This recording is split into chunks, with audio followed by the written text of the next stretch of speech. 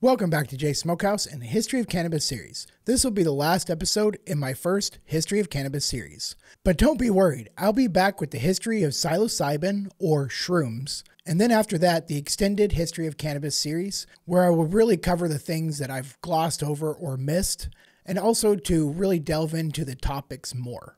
And also, please stay tuned to the end of the video because I do have an update on my channel that you might really like to hear. Now, this last episode will be covering from 1973 to 1998, when California becomes the first state to legalize medical marijuana. In 1973, the DEA, or the Drug Enforcement Agency, is established. The DEA was actually two government agencies coming together. Those two agencies were the Bureau of Narcotics and Dangerous Drugs and the Office of Drug Abuse Law Enforcement. You know, because of all the good they did. This is one I really like too. In 1976, the Netherlands decriminalizes marijuana. But this is actually how Amsterdam became so popular with cannabis. And in 1978, it's actually New Mexico that passes a state law recognizing the medicinal value of marijuana. But they don't actually legalize medical marijuana. And then this is something that really sickened me to find out. In 1980, there's a synthetic THC created called Marinol. The United States government decides to test Marinol on cancer patients. But here's the really interesting thing. 6 states decided to do their own studies where they did Marinol and cannabis. So they wanted to see if cannabis or Marinol would work better. And in those 6 state studies, it showed that most patients were reporting much more success from cannabis than Marinol. And so they were faced with 2 recommendations. The government study was recommending Marinol, and then the 6 state studies were recommending cannabis. But for some reason, they decided to go with Marinol, which actually had much less results than cannabis. Interesting, huh? And then in 1986, President Ronald Reagan signs the Anti-Drug Abuse Act. This was sickening. It really was. Here's an example. Anyone caught growing 100 plants of cannabis was treated no differently than someone caught with 100 grams of heroin. The fact that this is all out there and they still haven't legalized marijuana, it astounds me.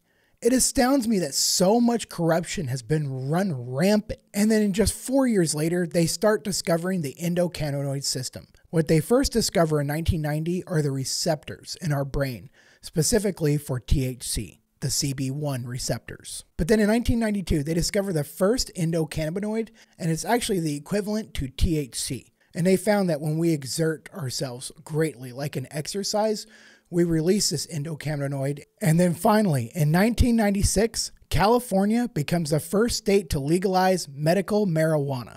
However, there's one more tidbit of information I want to leave you with.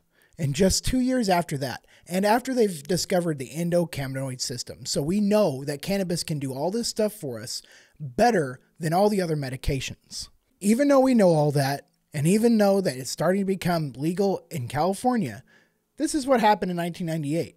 On October 29th in 1998, Presidents Ford, Carter, and Bush, they got together and they all urged all American citizens to reject voting on medical marijuana. Why? Why did they care so much? And I can tell you my opinion and what I think it was. But I'm going to go ahead and leave off there for my history. There's a whole lot more to go on, but I'm going to be covering all of this in my extended History of Cannabis series.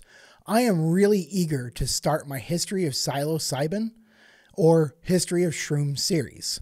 I cannot wait. There's so much that I am finding out with shrooms or psilocybin.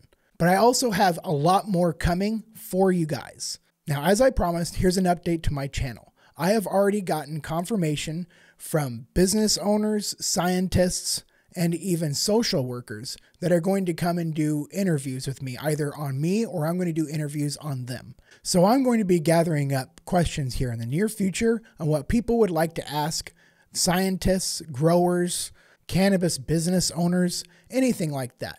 But I'll be letting you know when I will be gathering those questions. And I'll be doing this on my Instagram, on a YouTube video, anywhere that I can get it out so that I can get as many votes and or questions as I can on what to ask these guys. And I'm also going to be creating these into podcast episodes and starting a podcast also. But I got to tell you, I am so excited for the future. And I am so happy to be back in the seat and creating content for you after my week vacation. And I don't know if you guys have noticed, I've updated my studio. I got these posters from some very loyal and awesome subscribers. Thank you so much, guys. They also got me a third one here.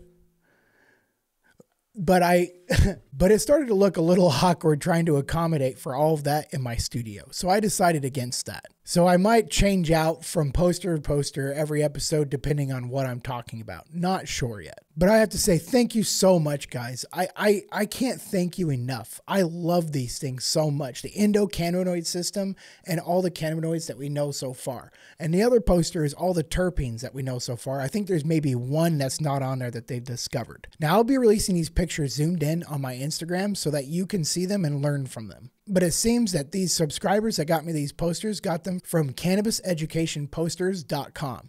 And I've looked them up and they have a lot more posters. They're really cool. I really suggest that you look them up. I'm not getting paid by them. They're not sponsoring me. I just want you to look at it. I really love these things. These things are really awesome. And if anybody from cannabiseducationposters.com likes what I'm doing, please reach out and let me know.